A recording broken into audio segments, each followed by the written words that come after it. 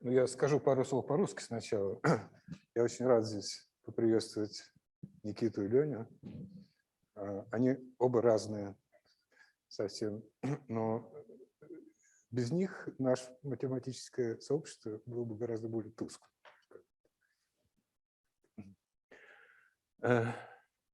Так. Окей. Let's switch to English. Actually, my talk will be probably very short, and I want to just to show one formula and explain how it was obtained. Could you?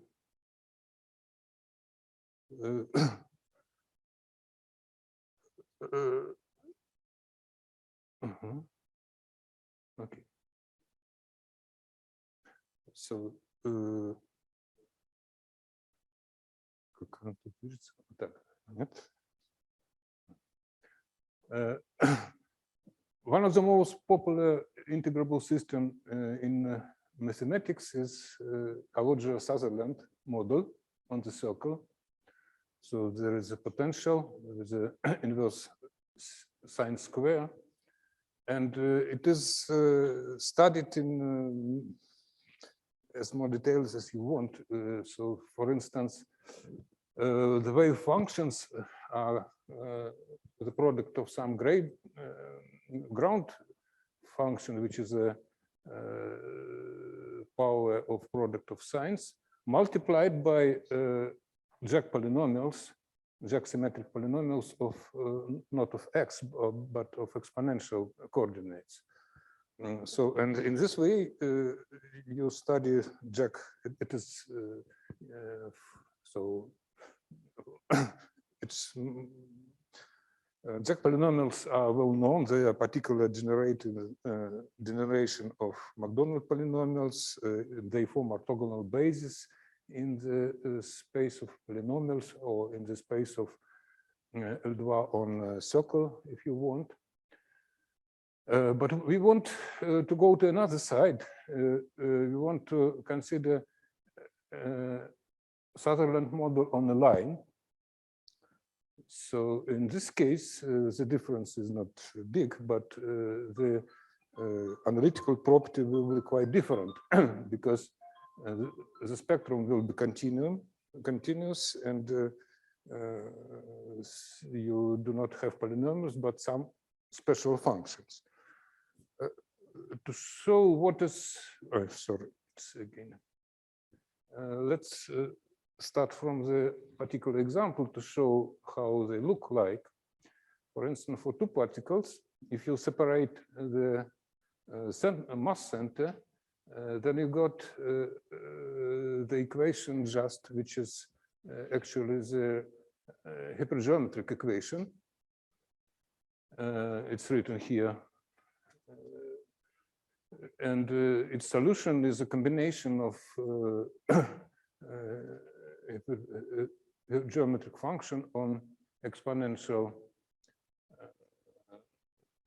argument. It's known also as, can be written as the product of the hyperbolic sign and Legendre function. So this wave functions, they admit us usually in hypergeometry two integral representation. One is Mellin-Barnes representation. You integrate over imaginary line of the product of four gamma functions. Another is Euler beta integral, which is written here. It is integral over the line and so it can be written in this way, like here, but you always can change variables, and so it will be written in more familiar form of Euler integral. But still, this example shows that anyway, even studying this particular n equal to case, you get a complete orthogonal system on a line, or if you go to one variable, or complete orthogonal system of symmetric functions of two variables. So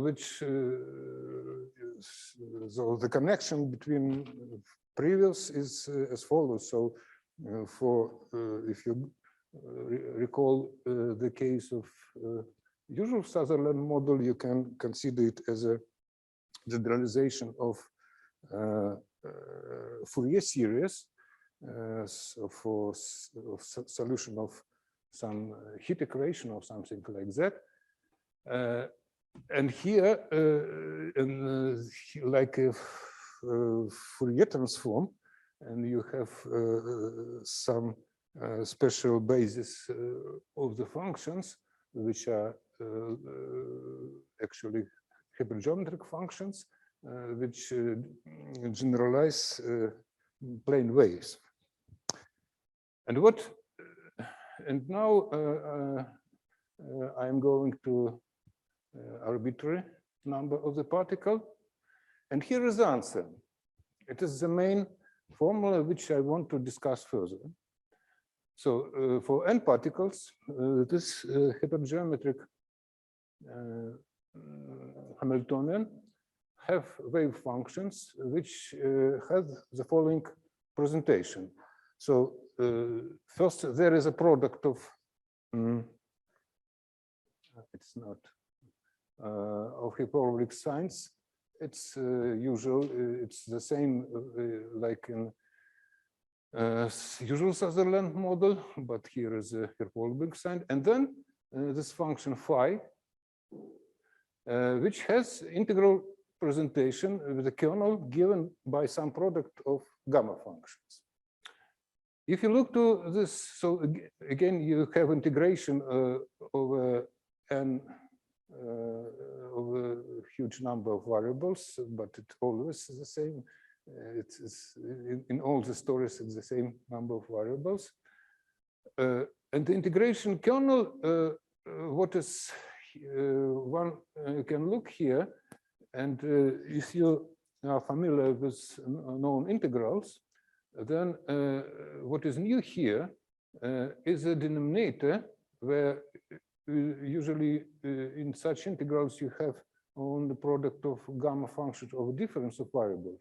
But there is one more piece here, which is difference plus 2j, where j is a coupling constant. This formula admits recurrent interpretation like a recurrent procedure. Namely, we can interpret this formula as a way to obtain the wave function for n variables from the function of n minus 1 variables with some kernel. And this kernel have different pieces, which I define here as k and as mu. So this mu is what is in the denominator. This is an inverse product of inverse gamma function, and it is usually interpreted as a Sklenin measure, or modified Sklenin measure. So it appears then further it will be really this mu multiplied by the usual Euclidean measure will be the measure which is appears in the dual space, or in other words, this is responsible to the scalar product of this or the norms of the eigenfunctions. And the nominator, this is function k, it's also looks like it's also the product of gamma function, but it's slightly different. It is now probably it's now maybe named as Ruijsenaars Kernel function.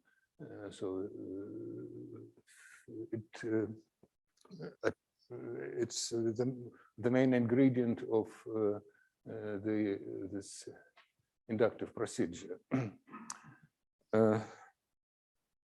So this is structure of the formula. Now I want to actually explain how this formula was obtained, because the proof which I have it's quite unusual, and I do not understand it by myself actually, and probably somebody will explain me what was done. So the history was the following: if you get particular case G equal to 1/2, then this formula you can find this formula in the paper of Gerasimov, Kharchov, and Lebedev. And in this case, this formula was obtained by well-known, by traditional group theoretical methods. Namely, the statement was that this wave function is a spherical function in a special representation, which is called now Gelfand-Zetlin representation. I will tell later what does it mean, and is realized. So what is spherical function? This is a matrix element. You have some vector, spherical vector, and you take scalar product, and insert inside simple evolution by Cartan elements. And this spherical vector is written here. It is again a product of gamma function. If you look to the formula before, this is precisely the half of this products in the kernel in K.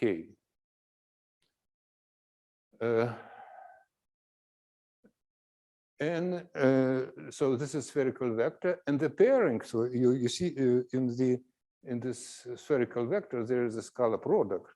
And what is the scalar product? Scalar product is the representation space, some functional space, and this pairing should be some integral with some measure. And the measure is precisely is composed with product of gamma function, not the same as I wrote before. But if you look to, you see there is no shift by G in this measure mu.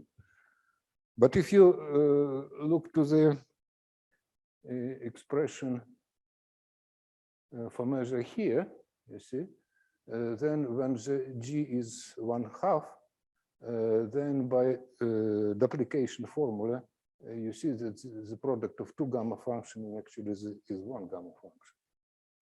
So this coincides. Okay, now I will explain simultaneously how appeared, what is Gelfand-Zetlin representation, and how the proof was done by Kharchov, Lebedev, and Gerasimov, and in this paper, in our paper with Kharchov, another proof.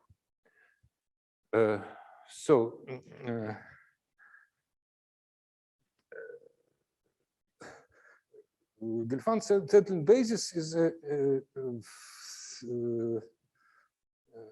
formula which is used for half a century, probably, in many ways, and very productively.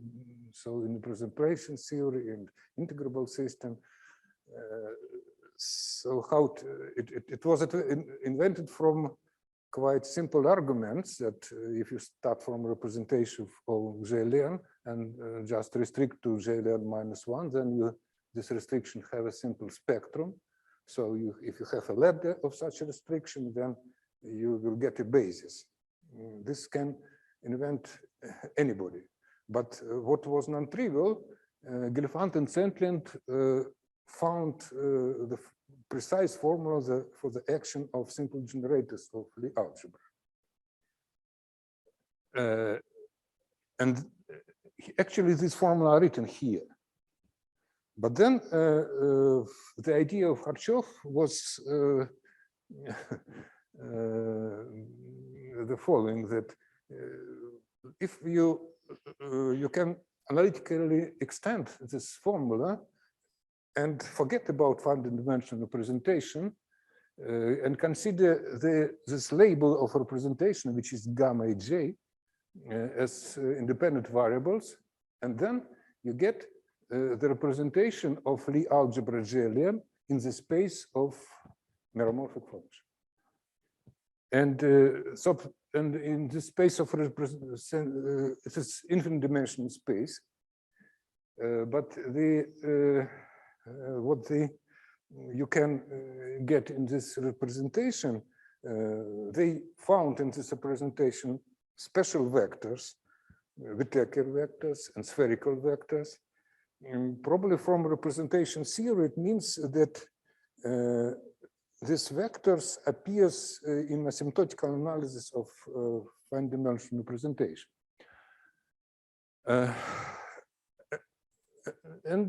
So they realize this program and obtain the formula which I got, which I showed for G equal to 1/2. But now we went further, and what we did. We did actually forbidden thing, because everybody knows that group theoretical methods for instance, in McDonald's theory works precisely for 3 values of constant: 1/2, 1, and 2. Otherwise, there is no group, and you work just by interpolation formula. However, what we did, we take this Gelfand-Zetlin representation. You see here is inserted this constant G as a parameter. Actually, this is a parameter of the step. You have these labels in the presentation. You can make them bigger or smaller. And you can actually easily eliminate this constant G parameter G just by dilatation of variables and generators of Lie algebra, but we still need it. So in this representation, what we have, we see this in this interpretation of Gelfand-Zetlin formula. Each simple generator of Lie algebra is realized as a difference operator, this T, with rational coefficients. One can compute the central elements, 2 Laplace operators, first and second. You see the expression for the first one, you see the expression for the second one. Here the constant G appears already. And then traditional derivation of the dynamical equation for matrix element goes as follows. For instance, you consider this matrix element, which I wrote before, this V multiplied by insert inside evolution phi of x, and then insert inside Laplace operator, which is constant, so you can put it when you want. Then you use a condition on this spherical vector. This condition allows you to replace expression when you have Eij in one order and in another order, or this and this. And then using commutation relation, you move generators to left, to the right, and then got from this manipulation the equation of motion. So for G equal 1/2, again, I write you this left vector is the product, this product of gamma function, and right vector and the left vector is a product of gamma function with arguments in different order. And then, and there's the whole matrix element. When you insert here some x, it looks like follows. So you see here is a left vector, here is a right vector, here is a measure, which is a product of inverse gamma function, and inside it is the sum operator. Now, to understand what is going on, I want to so I want to show just a moment. So no.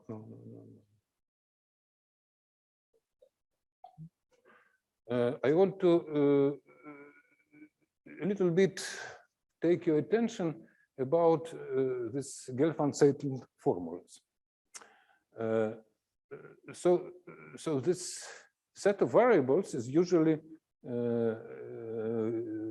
people describe as a table, a triangular table with rows which are growing up. And the action of the operator, where is the formula? Look here. So each simple generators consist of several summons, precisely I summons. Each summons, there is a shift of the variables, of wound variables, which is given here is gamma ak. And the product here is the product of so this is rational function. If you this formula not precise their form, but how they look like, I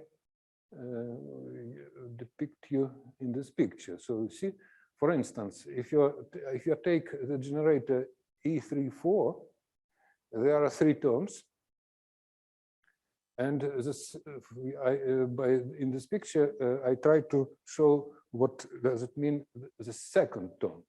So the second term it shifts the variable gamma 32, and arrows shows the nominator, so the factor of the nominator, which is this difference, and these dashed arrows correspond to denominator.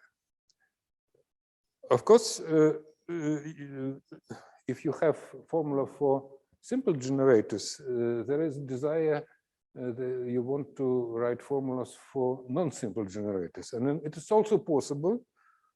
Of course, they will be more complicated. There will be, for instance, I write you here for E24, there will be double sum, and this double sum, so it is depicted by the red line.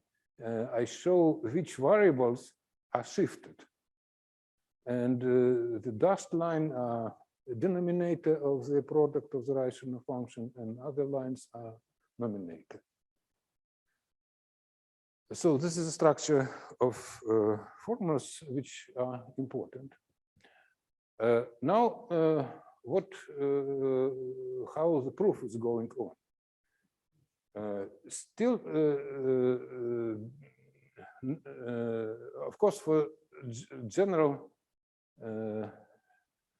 J, I have no spherical vectors. But this product, which is written here, J of gamma, in the case of J equal to 1/2, this will be again the product of function which represent both left and right spherical function.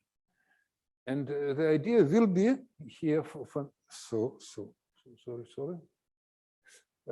me that I will be consider this J of gamma as a product of left and gamma and right vectors, but for each summand, I will separate them in different ways. So I will be use so-called floating spherical vector. Namely, if I look to the formula for EIJ, it is here in the right. So there is summation over the k. So this k is precisely those variables which are shifted. And in Laplace operator, we have this product EIJ, EJA, and I separate the summand which correspond to this shift of arguments k. So in the key lemma, which precisely describe, which is responsible for equation, is the following: that the shift of this product of this J of gamma multiplied by you see A gamma k is this product, and B is this product, is the same as another product. So what is strange here?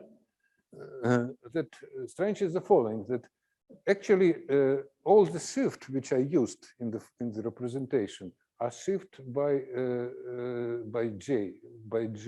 So I shift every variables by G. But here in the key lemma, there is shift by 1. So actually I introduce in this representation two periods. One is G, one is 2. I start from GLN algebra, but somehow introducing this vector, there appear two periods, and one period is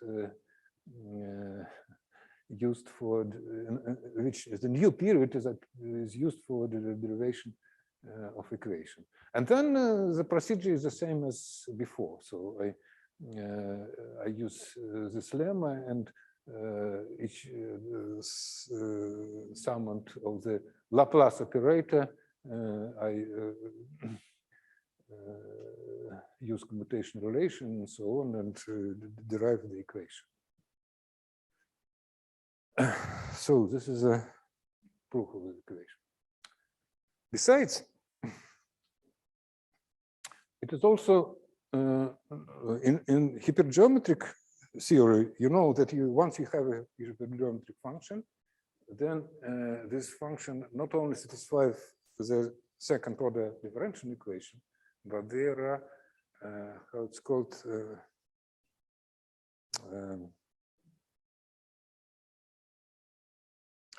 difference equation on the indices.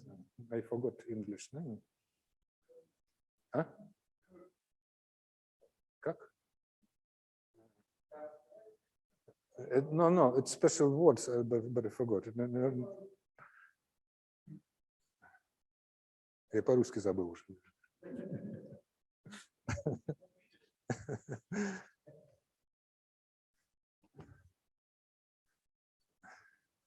Even there is a theorem by Gauss that there are precisely that any three hypergeometric function with which the index. Huh? Как? Нет, это не Кумер. Not conjugancy, but contiguous relation. Oh. there are contiguous relations, yes, which are actually difference equation on the indices of hypergeometric function. So in this way, what we have here, the indices are spectral parameters.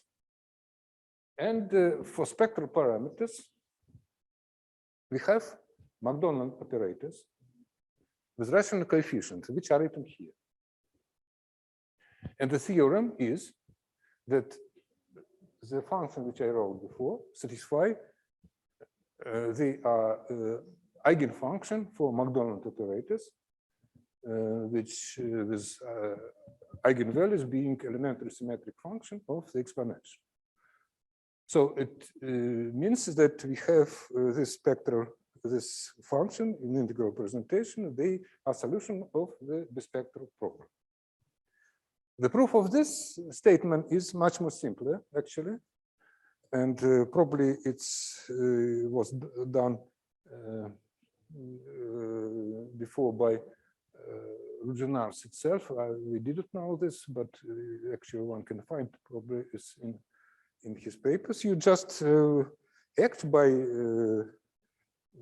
this difference operator on the integral, shift the variable, contours, and then use some functional identity. And the functional identity is now known. This is the identity on the Ruijsenaars Kernel function. So what is it? You see, Ruijsenaars Kernel function, its rational variant is written here.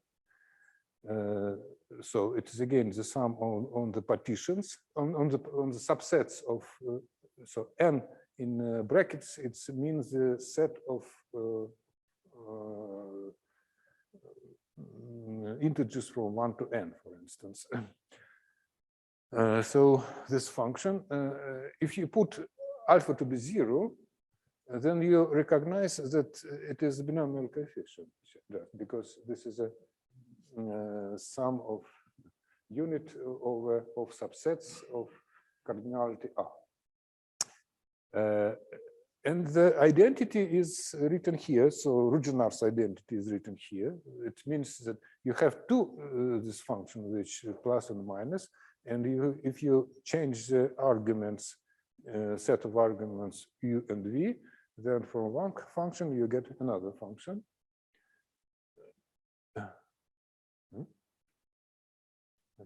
What?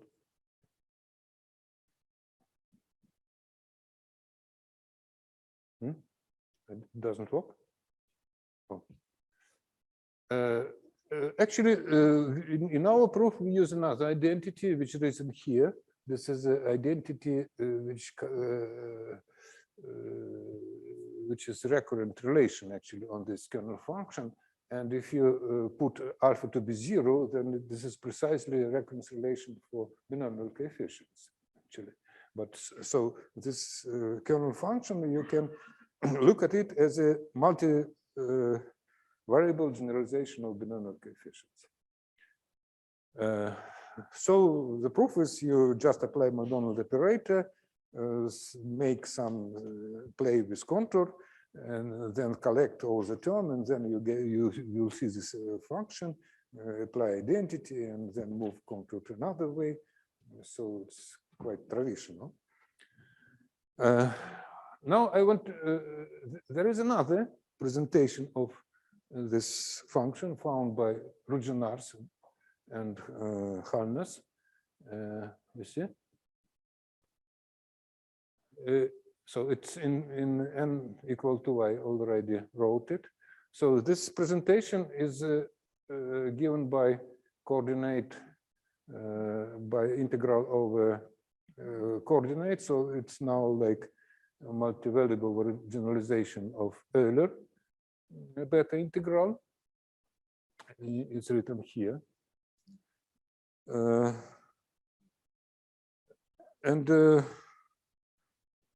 What I want to actually finish now to say that so it's again Ruijsenaars formula again admits description by recurrent procedure, with another kernel, with another measure. So you see here is a measure is a sine as a product of hyperbolic sines, and the kernel is the product of inverse hyperbolic cosines.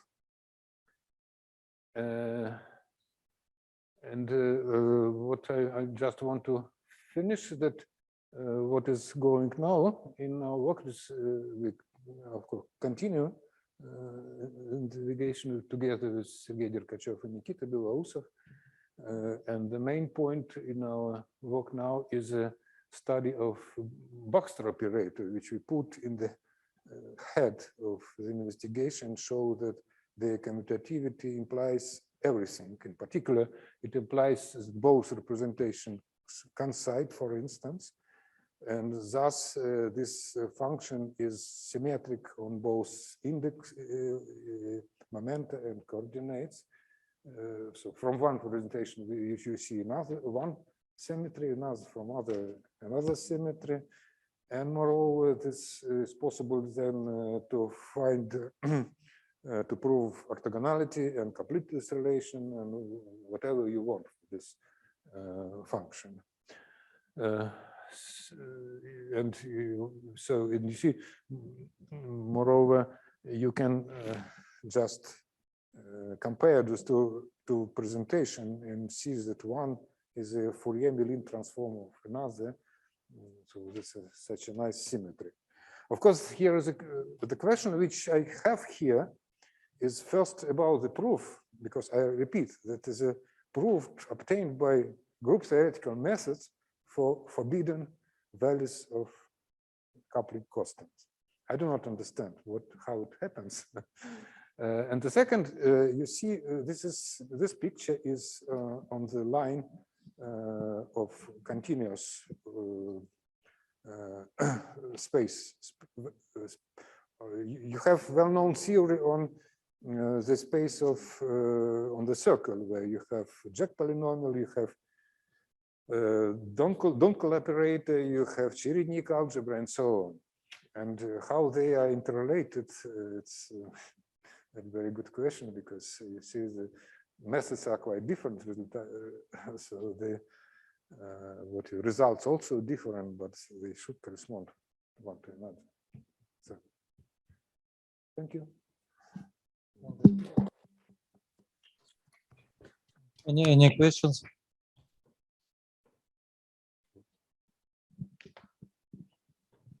I have a comment. I have impression that Ruijsenaars identity is equivalent to equivalence of two determinants. Yes, it's and these determinants, they have pure physical sense. This is partition function of 6-vertex model with domain wall boundary condition. You'll say. So Okay. maybe it may give you some hint. You met this function when you studied with Stanislav current approach to SL2 case in wet answers. I remember you asked me this question. You obtained this partition function in terms of some Q symmetrization of some rational function. Maybe it may give you some idea. Okay, thank you.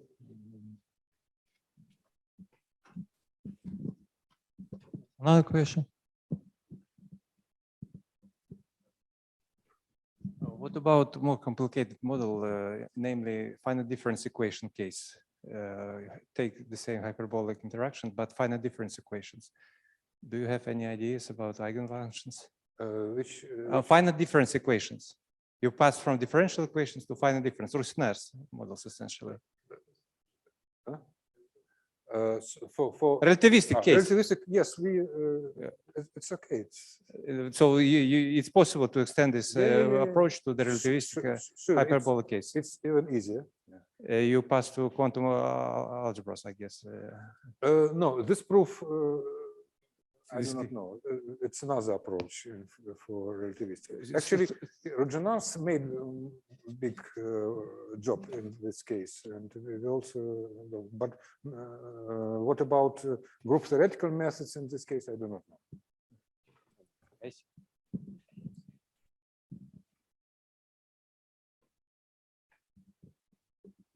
There's another question. or comments? If not, then speak again.